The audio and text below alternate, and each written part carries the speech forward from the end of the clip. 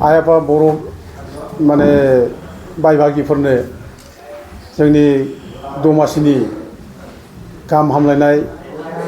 खुलुमनाय सिबिनाय बावहरनाय जाबाय। दिनै बे दमासिनि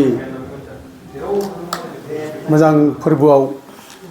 जों मोनसे मोजां खौरां रायजो राजानो बिलाइनो सानदों। बेनो जाबाय जे एथ' दिन जों जे नब'सुरनानि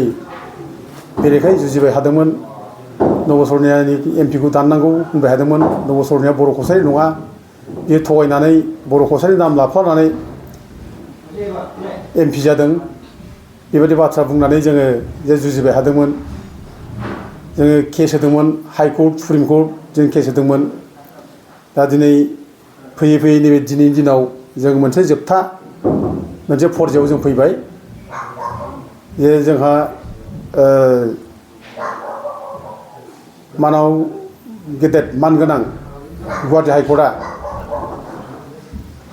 मोनसे बिथोन होनाय बादियै नब'सरनानि माने कास्ट सार्टिफिकेटआ नंगौना नङा बेखौ थाबैनो डिसप'ज खालामना होनांगौ। बिनि ट्राइबेल सार्टिफिकेट लानाया गमामायै नंमारगौना नंमारा बेखौ थाबैनो डिसप'ज खालामना होनांगौ, बिदि मोनसे बिथोन होनानै होनाय जादोंमोन। दा बे बिथोनखौ लानानैनो दिनै सिकिउरिटि कमिटिया लास्ट दिनै मोनसे माने रिपर्ट होनाय जाबाय थांनाय 12 तारिख जानुवारि खालि, जे बेयाव रोखा रोखा लिरबाय जे नब'सरनाया बर' कसारि नङा, बेहा बर' कसारिनि खुनु सोमोन्दो गैया। बिनि जायनाखि हानि डकुमेन्ट्स, बे हानि डकुमेन्ट्सआव माने हरुकस लिरनाय दङ आरो बिनि लेगिस्लेटार बेवबो दास आरो हरुकस बिदि लिरनाय दं। ओमफ्राय नब'सरनानि बिफा लक्ष्मीकान्त देखा बेबो माने आसाम रेजिमेन्टआव जे साख्रि लादोंमोन, बेवबो बि रेकर्डआव माने लक्ष्मीकान्त देखा लिरनाय दङ। आरो बिनि बादैबो नब'सरनाया गावनो जेब्ला तामुलपुर हायार सेकेन्डारि स्कुलाव एडमिसन लायो, बे एडमिसन लानाय समाव बिनि नामा नब कुमार देखामोन। दा गथे बिनि जिबां माने माबा डकुमेन्टसफोर, बे डकुमेन्टसखौ बे सिकिउरिटि कमिटिया नायनायनि उनाव नुबाय जे बिनि जानाखि परिचय बियो बर'जों खुनु सोमोन्दो गैया, बे बर' कसारि नङा। बियो एखमबा दास लिरो, एखमबा देखा लिरो, एखमबा हरुकस। दा बिनि माने जानाखि परिचय सिनायथि, जाति सिनायथिया बर'जों खुनु सोमोन्दो गैया। बेनिखायनो बे बर' कसारि नङा होननानै दिनै सिकिउरिटि कमिटिया रिपर्टखौ होनाय जाबाय, स्टेट लेभेल सिकिउरिटि कमिटि। दा जोङो थांनाय 2019आवनो जोङो स्टेट लेभेल सिकिउरिटि कमिटियाव ज'नो जनजाति सुरक्षा मन्थ्रि जानानै जोङो आदा जनरलाल बसुमतारिनि नामाव कमप्लेनखौ होनाय जादों। दा बे कमप्लेनखौनो लानानैनो सिकिउरिटि कमिटिया नायदिंनानै गासैबो रिपर्ट लाजोबनानै गासैबो तदन्त खालामनानै मोनबाय जे बे गमामायैनो बर' कसारि नङा बियो। दा बे हरुकसजोंसो बे सोमोन्दो दङ। दा बिदि होननानै दिनै प्रमान खालामनानै दिनै रिपर्टखौ होनाय जाबाय। दा गथे दिनै बिनि सार्टिफिकेटआ इनभेलिड सोलिला, बे केन्सेल जाबाय, बे दिनैनिफ्राय प्रमान जाबाय आरो बिथांनि एमपि सिटआ आथिखालाव एमपि दा बाथ्राया जादों मा, बिनि जायनाखि एमपि, बे एमपिआ दा दानजानांगौ। जितु सार्टिफिकेटआ बेना माने केन्सेल जाबाय, बे बर' कसारि नङा, बे हिसाबै बिनि एमपि सिटआ दानजागोन। दा एसे टाइम नांगोन, बेखौ प्रसेसआव लांनो थाखाय टाइम नांगोन। दा बिनि एमपि सिटआ दानजानाय लोगो लोगो बिनि सायाव क्रिमिनेल केस जागोन, आरो क्रिमिनेल केस जाब्ला अब्लाना बियो गाव इसिबां माने भारत सरकारनिफ्राय एमपि जानाय समाव बेथन जादोंमोन, बे 10 बोसोराव बे बेथन जानाय गासिबो माने आरो गुबुन गुबुन सुबिदा लानाय बेखौबो बे होजोबनांगोन। आरो बेखौ जुदि होनो हायाब्ला बे जेल जानांगोन। आरो जों उकिलफोरजों रायलायनाय बादिब्ला बे जुदि फैसाखौ रिटार्न खालामाबा जेल जायोब्ला बे 7 बोसोर जेल जागोन, बेबायदि बाथ्राखौ जोङो उकिलफोरजों रायलायदों। दा बे जे माने एमपि दानजासिगोन, दा बे खाथां जाबाय। आरो बे दानजानायखौ जोङो माने दानजागौमानि जों जुजिबाय थागोन। मानोना बेनि थाखाय जों जोबोद खस्थ' मोनदों, बेनि थाखाय जों गोबाव सम जुजिनांदों। हाइकर्टआव जों माने 5 बोसोर जों माने बिनि केसजों गेलेनांदों। आरो लोगोसे जों सुप्रिम कर्टआव थांदों, बेखौ लानानै केस होनांदों। जा गोबां थाखा फैसा खरस जादों, जा गोबां माने बिदिनो खस्थ' मोननांदों। दा गथिखे जों बेखौ खुनुदिन नागारा, आरो बियो बर' नङा गारा बर' कसारि नाम लानानै जे माने ट्राइबेलनि जायनाखि बर'फोरनि जायनाखि अधिकार बेखौ सेनानै लादों आरो बियो बर' कसारि नाम लानानै बर' कसारिनि बेरेखा खामानि मावबाय थादों अबर' संगठन गठन खालामनानै बर'फोरनि बेरेखाजों खामानि मावबाय थादों दिनै बर'फ्रा बेनि थाखाय बेसेबां सादजारला जादों बेसेबां खस्थ' जादों दा दिनै बेनिखायनो जों बेबायदि मानसिखौ खुनुदिन जों दोना बेबायदि मानसिखौ जों खुनुदिन जोङो दलरै थानो होआ बेखायनो जों मेंनाय बानाय गैयासे जोङो थाखा फैसा जोंहा लस जाबाय खरस जाबाय बेखौ जों सिन्था खालामाजासे बेखौ साजा होनो थाखाय जों जुजिबाय थादों नाजाबाय थादों आरो बे पानिशमेन्ट मोनजासिम जों नाजालांगोन होननानै जोङो दिनै गोख्रोङै जों बुङो दा मन्थ्रि जानानै जायनाखि केस होदों मानब गेदेर जनरलाल बसुमतारी बिथांखौबो जों धन्यबाद होयो दा बिथाङाबो जथेस्थ' खस्थ' खालामफाबाय दा जों बयबो नाजागोन दा रायजो राजाफोरखौ जों बेखौनो जोङो खावलायनो लुबैयो रायजो राजाफ्रा गोसो बायनो नाङा हयथ' सम सम माने गोसो बायनाय बाथ्रा बुङो हयथ' खायफा खायफा जोंखौ बुंलायो सोरबा सोरबा मिसब्रिफिं होयो जे नबसरनायखौ केस होनानै मा लाब जानो बे बर' कसारिथार होनलाबायो बेबो माने बर'निफ्रायनो थांनाय होनलाबायो दा बाथ्राया बे नङा बाथ्राया जादों नोङो बर'निफ्राय थांदों थाङाखै बेखौ संबिधाना नागिरा नों प्रेजेन्टआव मा नोंनि सिनायथिया दा मा बेखौसो माने संबिधान नागिरो दा नों सरनियाफ्रा प्रेजेन्टआव ट्राइबेल नङा नबसरनायाबो ट्राइबेल नङा आरो नबसरनाया बर' कसारि नङा दा बिसोर बेखौ जों बर' कसारिथार माथार होननानै जों जोंनि अधिकारखौ खोमाना लानाया जोबोद दुखुनांथाव जोबोद बिखा खामथाव जों दिनै गोबां सम गावजों गाव भुल बुजाय जाबाय जोंखौ नांजा नांजा खायफा खायफा माने फैसा खांनानै जादों बायदिसिना रोखोमसो होननानै बदनाम खालामनाय जाबाय अथ'सो बे खामानिखौ बयबो ज'यैनो मावलायनांगौमोन खिन्थु मावनाय जायाखिसै नोंसोर मावनो हायाखै बा सोरबा मावनो हायाखै दा मावनो हायिनि थाखाय मालायखौ ब्लेम होनाया उचित नङा मावनो हायाखैब्ला मावनांगौ खामानिखौ सापर्ट खालाम आरो सापर्ट खालामाबा सिरि था खिन्थु गावबो मावा मालाय मावनायखौ ब्लेम खालामो बदनाम खालामो बेफोर जिनिसा दुखुनांथाव दा बिदिबा खामानि मावग्राफोरनि गोसोआ बायो दा दिनै थेवबो जोङो बिनि गेजेराव खुनु गोसो बायाजासे गोसो दाद जानानै जों जुजि दिनै बे फैबाय दा मोनसे बाथ्राया बेनो जे जोङो 2018आव जों मोनसे केस होबोदों बे सरनियाफोरनो बर' कसारि सार्टिफिकेट होनायखौ लानानै जों केस होदों 2014आव सरनियाफोरनो बर' कसारि होननानै सार्टिफिकेट होनायखौ जोङो चेलेन्ज खालामनानै हाइकर्टआव केस होदों बेयावबो हाइकर्टआ बुंखादों बे सरनियाफोरा बर' कसारि नङा आरो बे बर' कसारि नङै जाथिखौ ट्राइबेल नङै जाथिखौ अबेबा ट्राइबेल जाथिजों माने सोसनफानानै सार्टिफिकेट दाहो हाइकर्टआ बुंखादों आरो बिनि उनाव आरोबाव 2018आव 5 जुन खालि आरोबाव माने WPTBCआ माने मोनसे अर्डार दिहुनबावबाय जे माने सरनियाफोरनो कसारि होननानै सार्टिफिकेट नांगौ बिदि होननानै माने अर्डार दिहुनबावदों आरो बे अर्डारखौनो लानानै जों आरोबाव आदा जनरलाल बसुमतारी आङो दावराव दैखोम नार्जारी ओमफ्राय जोंहा कख्लाबारिनि NGO दंमोन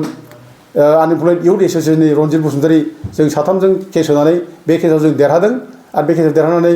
WPTBCखौ हाइकर्टआ माने गोख्रों अर्डार होदों जे ट्राइबेल नङै जाथिनो बोरैहाय नोंसोरो एखम्बा बर' कसारि एखम्बा कसारि होननानै सार्टिफिकेट हायो बिसोरनो होनो मोना बिदिनो अर्डार होदों ओमफ्राय ट्राइबेल माबायाबो WPTBCआबो बे जे माने सरनियाफोरनो बर' कसारि होननाय ओमफ्राय कसारि होननानै सार्टिफिकेट होनाय बे अर्डारखौ बिसोर उइद्र' खालामना लादों आरो बे उइद्र' खालामनाय लोगो लोगोनो नबसरनायनि सार्टिफिकेटआ इनभेलिड जाखादों सोलिया जाखादों बेनि सार्टिफिकेटआ 2018आवनो सोलिखालामोन बे सार्टिफिकेटआ बेजों बे MP जानो हाखाला दारायनो हाखालामोन बे जोबखाबाय बेनिफ्रायनो बेनि MP माने दाराय मोनैया बेनि जथेस्थ' नङा जोंनि थाखाय बे दारायनो मोना बे जथेस्थ' नङा बे दारायनो मोना बे थिगानो जाबाय खिन्थु बे पानिशमेन्ट मोननांगौ बेनि थाखायनो जों माने सान्थि बौसो आरोखि जों बिसिम नाजागोन बेयो दाराय मोना बे थिगानो दं खिन्थु बे माने थगायनानै बर' कसारि नाम लानानै सार्टिफिकेट लानाय आरो MP जानाय बेनि थाखाय बे पानिशमेन्ट मोननांगौ दा बे पानिशमेन्ट मोननांगौनि थाखायनो दिनै बे माने स्टेट लेभेल सिकिउरिटि कमिटियाव जेनेबा 2019आव बे माने जनरलाल बसुमतारी नामाव बे कमप्लेनखौ होनाय जादों आरो बे कमप्लेनखौ होनायनि उनावनो नै दिनै फैयै नैबे स्टेट लेभेल सिकिउरिटि कमिटिया 5 जनिया साबा बे सिकिउरिटि कमिटिया दिनै माने माबा होनाय जाबाय अर्डार होनाय जाबाय बे नबसरनाया बर' कसारि नङा बे बाथ्राखौ बुंनाय जाबाय दा गथिखे बेयो इमिडियेटलि बिनि MPआ दानजागोन एसे टाइम नांनो हागौ हयथ' दानजागोन थेवबो दानजागोन बियो आरो जेब्लानाखि हाइकर्टआव बिनि बिसारा जोबगोन अब्लानो बेखौ बिनि बे रिपर्टखौ लानानै जों माने सिभिल इलेक्सन कमिसनारनो रिपर्टखौ हरनाय जागोन बेखौ WBDC सरि माबायानो हरगोन बेखौ सिकिउरिटि कमिटियाव हरगोन बेखौ अफिसियेल हरगोन बिसोरनो हरगोन माबायाव हरगोन इलेक्सन कमिसननो हरगोन ओमफ्राय लोगोसे माने पार्लामेन्टारि सेक्रेटारि बेनो हरगोन ओमफ्राय लोगोसे माने स्पिकार इन्डियान पार्लामेन्टनि स्पिकार बेनो हरगोन अब्लानो बिनि एमपि दानजागोन आरो लगे लगेनो एमपि दानजानाय लोगो लोगोनो बिनि सायाव क्रिमिनेल केस जागोन दा बे फरजायै बेबायदि फरजाया जालांबाय थागोन आरो बेनि थाखाय किसु टाइम नांगौ दा रायजो राजाफ्रा खुनु बेयाव माने गोनो गोथो जानो नाङा मानो दाबो दानजादिया मा माजादिया ओरै बिदि साननो नाङा 9 बोसोरनि दा हाइकर्टआव मोनसे एपिलबो खालामनो हाबावगौ दा बे चान्स दं बेहा खिन्थु बिनि थाखाय जोंना उकिला मैया जनरलाल बसुमतारीजों रायज्लायनानै आलाजनखौ माने मोनसे केबिनेट मोनसे पिटिसनबो होबाय केबिनेट माने 9 बोसोरनि जायनाखि माने आपिल हाइकर्टआव होगोन बे आपिलखौ जाहाथे जाय माने केबिनेट होग्रा मानब गिदिर माने जनरलाल बसुमतारी बिनि खुनु माबा हियारिं लायाजासे अर्डार होनो मोना बिदि मोनसे केबिनेट माने माबाखौ होनाय जाबाय दा गथे 9 बोसोरनिया बे हाइकर्टआव थांब्लाबो बे रेहाय मोननाय नङा बेहा बे गब्र'बाय बियो जोब्बाय बिहा दा जोंनि थाखाय बर'फोरनि थाखाय जोबोद रंजाथाव बाथ्रा जों रंजायो खुसि मोनो गोसो गोसो खिन्थु जों बिदि होननानै जे जों बमा गावनांगौ मानांगौ जों बे बाथ्राखौ बुङाखै जोङो गोसो गोसो जों खुसि मोनदों बिराद गिदिर बे देरहानाय बर' जाथिनि बियो एफा गिदिर नों 10 बोसोर नोङो नोंनि एमपि सिटखौ मालायनो सेना लाजानाया मालायनो हगारनानै होनाया बेनिफ्राय देरसिन दुर्भाग्य जाथियाव जेबो थानो हाया दा दिनै जों बे जिनिसखौ जों दिनै जे मोनफिननो हाबाय सेना लाफिननो हाबाय बे जोंनि थाखाय जोबोद माने गोग्गाथाव बाथ्रा रंजाथाव बाथ्रा आरो जों बयबो बर' फिसाफ्रा जे रंजानांगौ जोंनि जे जों अधिकारखौ जों मोनफिननो हाबाय मालायनिफ्राय खस्थ' खालामनानै बे जोंनि थाखाय खोब रंजाथाव बाथ्रा आं बेखिनि बाथ्राखौ बुंनाय जाबाय आरो बयबो बर' रायजो राजाफोरनो जे जोंनो जे जोंखौ बे केस सालायनायाव जे गरफा गरनैबाबो सहाय खालामदों आं बिसोरखौ धन्यबाद होनाय जाबाय आरो जोंखौ जे खबर लाबाय थादों दा आं बिथांमोनखौबो धन्यबाद होबाय बिथांमोना जोंखौ खबर लानानै थुलुंगा होनाय जादों जोंखौ मन'बल होनाय जादों ओंखायनो बिसोरखौ धन्यबाद होनाय जाबाय आरो जोंहा बिदिजों लोगोसे गुबुन मोनसे केस दंबाय रायजोफोर जों दिनै बे केसआव देरहाबाय गिदिर मोनसे केस जों देरहानाय जाबाय बेलबर्डनि केसआवबो जों मोनसे माने देरहानाय जाबाय आरो दिनै आरो माने मोननै गिदिर गिदिर केस दंबायो बे गिदिर केसआनो जाहैबाय जों मोनसे माने माबानि सायाव फिएल होदों डेलिमिटेसनआव जे जोङो उदालगुरि आरो दरं समस्ति बानायनानै मोनसे लकसभा समस्ति बानायनानै जे 6टा माने बिटिसिनि एमएलए सिटखौ जे लांनानै बिटिसि बाउन्डारिखौ सिफायना होनाय जाबाय दा बेखौ जोङो माने चेलेन्ज खालामदों कर्टआव केस होदों फिएल होदों अथ'सो 6 सिडुलनि नियम बादियै बिटिसिनि बाउन्डारिखौ खुनु सिफाय मोना बिटिसिनि बाउन्डारिखौ लानानैनो बिटिसिनि बाउन्डारि सिङावनो समस्तिखौ बारायनांगौ दा खिन्थु बिटिसिनि खेथ्रआव दिनै 6 सिडुलखौ सिफायनानै दिनै दरं उदालगुरि मोनसे समस्ति एमपि समस्ति बानायनानै बेयाव माने बिटिसिनि 6टा समस्ति लानानै बिटिसि बाउन्डारिखौ सिफायनाय जादों बे 6 सिडुलनि आयेनखौ सिफायनाय जादों भंग खालामनाय जादों आरो जोंनि बिटिसिनि क्षमताखौ सिफायनाय जादों बेखायनो जों बेखौ चेलेन्ज खालामनाय जादों आरो लोगोसे 15टा जे समस्ति होदों बिटिसिआव बे 15टा समस्तिनि गेजेराव 6टाखौल' ट्राइबेल थाखाय रिजार्भ खालामनाय जाबाय खिन्थु 9टा सिटखौ नोङो माने जेनेरेल खालामनाय जाबाय बे सिडुलनि 332 आर्टिकेल बेखौ भायलेट खालामनाय जादों सिफायनाय जादों गथिखे आयेनखौनो सिफायनानै जोंखौ माने नाख्रेबनाय जादों जोंखौ जोंनि अधिकारखौ माने लुन्ठन खालामनाय जादों सेनाय जादों दा गथिखे बेखौ बोरै सैज्य खालामलाय जोंथ' सैज्य खालामनो हाया दा बेखौनो जोंनि मानसिफ्रा हुस गैयि मानसिफ्रा बमा गावनानै रंजादों खुसि मोनदों दिनै जाथिजों मा जालांदों बेखौ सिन्था खालामाखै दा जों बेखायनो बेखौ फिएल होदों दा जोंखौ हयथ' बे खेथ्रआव जोंखौ दिनै सोरबा सोरबा दायबो होनना खालामनो हागौ नांजाना जानो ओरैनो जों जाथिनि मावनायनि थाखाय जोंखौनो अनेक समाव बदनाम खालामबोदों दाय होबोदों नै जोंहा मानगोनां सानसुमा खुंग्रि बसुमतारी जोंहा माने जनरलाल बसुमतारी माने पद्मश्री सरि माबा मंगलसिं हाज'वारि दिनुनाथ बसुमतारी माने खाम्फा बरगयारि चन्दन ब्रह्म आरो अनजुलि दैमारिमोनखौ दिनै फुथुला सावनानै माबादों फट' गाफ्लेदों माने बदनाम खालामदों फुथुला सावनाय जोंनि हांगार माने मोनसे परिचय होनो नागिरदों दा दिनै नोङो बे फिएल जुदि होआब्ला नोङो बिटिसिनि पावाराव थांजोबगोन दा दिनै बिटिसिनि माखासे पावार लांबाय 6टा माने 16टा जायनाखि डिपार्टमेन्ट लानानै थांबाय बेखौ जों लाखिफिननांगौ होनना जों दिनै माने फिएल होनाय जादों आरो बिटिसि बाउन्डारिखौ खुनु दानख'नो मोना दरसे गामि दानख'नो मोना जों दानख'थ्रा दा दिनै बेखौ लानानैबो फिएल होनाय जाबाय आरो लोगोसे बिटिसिआव जायनाखि माने समस्ति बारायगोन 60टा समस्तिनि गेजेराव एस पार माने माबा ट्राइबेलिजेशन पलिसि बेबादिबा जोङो 10% मोनो दा खिन्थु नैबेयाव माने बिटिआर सुक्ति बादियै जोंनो 6टाल' समस्ति होनो नागिरदों 60टा गेजेराव दा बे जों बेखौ चेलेन्ज खालामनानै पिआरखौ होनाय जादों आरो बिनि बादैबो नैबे 4.6 क्ल'सआव बिटिआर सुक्तिनि 4.6 क्ल'स बेयाव माने बिटिसिनि पावारखौ डिसिनो हरनायनि मोनसे माने एग्रिमेन्ट लिरना लाबोदों दा बे क्ल'सआ डेट्रिमेन्टेल दा जों बेखौ चेलेन्ज खालामनानै पिआर होनाय जादों दा बे पिआर होनाया जोंहा दाखालि मोनसे हियारिं जानानै थांबाय जोबोद मोजां हियारिं जादों आर्गुमेन्टआ जोबोद मोजां जालांदों जोंनि माने उकिला सुप्रिम कर्टनिमोन हाइकर्टआव बे फैनानै बाहागो लाफैदों बिराद मोजां आर्गुमेन्ट जोबोद मोजां जादों दा जों बेखौ नायोब्ला जों माने जायनाखि आयेन बे आयेना जोंखौ प्रटेक्सन होगोन आरो संबिधाना जोंखौ प्रटेक्सन होगोन जों आसा खालामनानै दङ आयेना जुदि मोजां बाहायजायोब्ला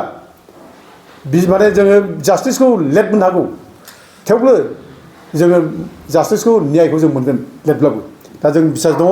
जोङो बे केसाव जोङो देरहागोन आरो बेनि थाखायनो जों दिनै बयबो रायजो राजाखौ आपिल खालामनो सानदों जोंहा अनेक बिनामोना बेखायनो अननाय रायजोफ्रा जा हायो गरफा गरनै जायफ्रा